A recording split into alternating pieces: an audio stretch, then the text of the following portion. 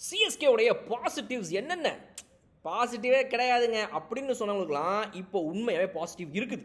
இந்த டோர்னமெண்ட்டோடைய எண்டில் சிஎஸ்கே ரசிகர்களுக்கு அந்த ஒரு வின் அப்படிங்கிறது ஜிடிக்கு அகைன்ஸ்டாக கண்டிப்பாக ஒரு மிகப்பெரிய பூஸ்ட் அந்த டீமுக்கு, அந்த ஓனர்ஸ்க்கு, ஃப்ரான்ச்சைசிக்கு, மேனேஜ்மெண்ட்டுக்கு, பிளேயர்ஸ்க்கு, ஃபேன்ஸ்க்கு, இப்படி எல்லாருக்குமே ஒரு பெரிய ட்ரீட்டாக அது அமைஞ்சிருக்கு.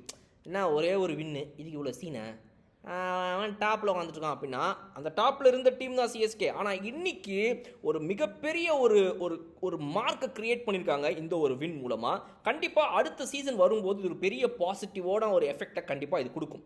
என்னென்ன பாசிட்டிவ்ஸ் அப்படி இருக்குது? நம்பர் 1, இவங்களுடைய பேட்டர்ஸ் இந்த கடைசி ஹாஃப் ஆஃப் த சீசனில் சூப்பராக ஸ்டெப் அப் பண்ணியிருக்கிறாங்க. அதை நம்ம ஒத்துக்கிட்டே ஆகணும். அவங்களுடைய சேஞ்சஸில் சூப்பரான பிளேயர்ஸ் நிறைய பேர் உள்ளே வந்தாங்க. அது எல்லாத்துலேயுமே ஒரு பெரிய பாசிட்டிவ் அப்படிங்கிறது அவங்களுடைய பேட்டர்ஸ் தான். அது டெவால்ட் பிரெவிஸாக இருக்கட்டும், உர்வில் பட்டேலாக இருக்கட்டும், ஆயுஷ் மாத்ரேவாக இருக்கட்டும், டு அன் எக்ஸ்டென்ட் ஷேக் ரஷீதாக இருக்கட்டும். இப்போ கடைசி மேட்ச்சில் டெவான் கான்வே அடித்தோடனே அப்பா ராஜா நீ எங்கே இருந்த எத்தனாலா அப்படிங்கிற மாதிரி இருந்துச்சு. டெவான் கான்வே ஓரளவுக்கு தான், அவருடைய தி பெஸ்ட் கிடையாது, பட் ஸ்டில் ஒரு நல்ல ஒரு புஷ்க்கு நின்றுருக்காரு. ஸோ இது எல்லாமே பேட்டிங் பாயிண்ட் ஆஃப் வியூவில் ஒரு மிகப்பெரிய ப்ளஸ் பாயிண்ட்டாக அமைஞ்சிருக்குது. இது நம்பர் 1.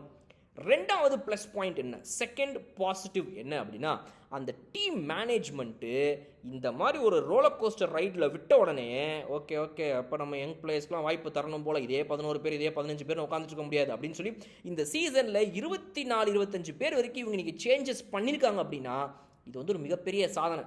மொத்தமாகவே ஒரு ஸ்குவாடில் 25 பேர் தானே அப்படின்னா, இந்த ரீப்ளேஸ்மெண்ட்டில் உள்ளே வந்தாங்க தெரியுமா, ஒவ்வொரு பிளேயருக்கு பதிலாக அடுத்தடுத்த பிளேயர்னு, அதெல்லாம் சேர்த்து லிஸ்ட்டு 30 கிட்ட போகுது சிஎஸ்கேக்கு இந்த வருஷம் பிளேயர்ஸ்.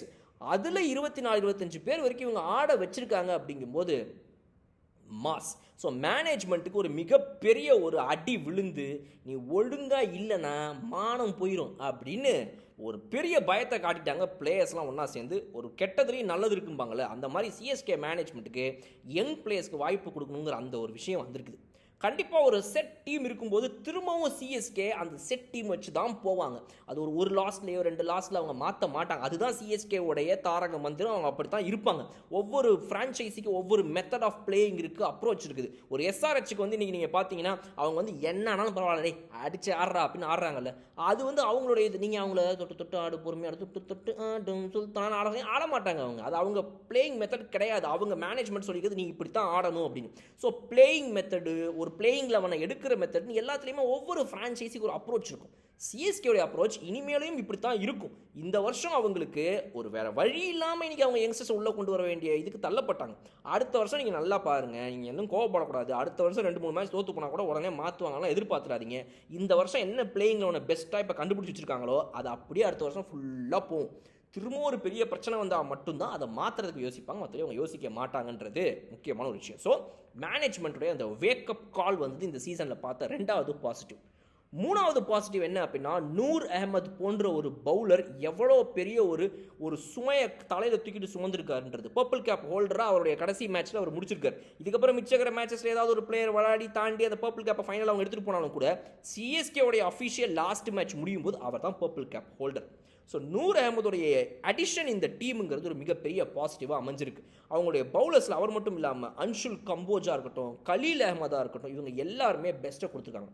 அஃப்கோர்ஸ் மதிஷா பத்திரானா கிட்ட இன்னும் ஒரு பெட்டர் பர்ஃபார்மன்ஸ் எல்லாரும் எதிர்பார்க்குறாங்க. பட் இந்த 3 பேர், கலீல் அஹமத், நம்ம இவர் அன்ஷுல் கம்போஜ் அண்ட் நூர் அகமது, இந்த 3 பேர் ஒரு பெரிய நல்ல ட்ரையாங்கிளை ஃபார்ம் பண்ணியிருக்காங்க.